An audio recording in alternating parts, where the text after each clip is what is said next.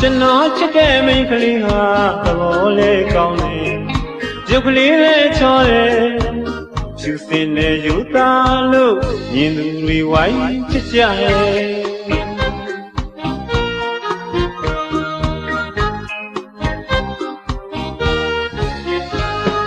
အများနဲ့မတူပဲခွဲရှားတဲ့သူလေးရဲ့အပေါင်းတင်ရဲ့လေမှာလဲကြွားလိုက်မယ်တကယ်ပါပဲကိုနဲ့ထိုင်လို့ကိုရလိုက်တာပဲကိုွယ်ရန်ချစ်လိုက်မယ်တတိယလေးမွေးတယ်မင်းလေးပဲကွယ်ဘယ်ခါကြည့်ကြည့်ကြည့်မဝလဲတကယ်သိတတ်ပါလေကိုပေါ်လေမေးမရအောင်ကွယ်မြို့ယူဆွဲကိုပြုတ်ကြတဲ့မြတ်ကိုလေးမငြိ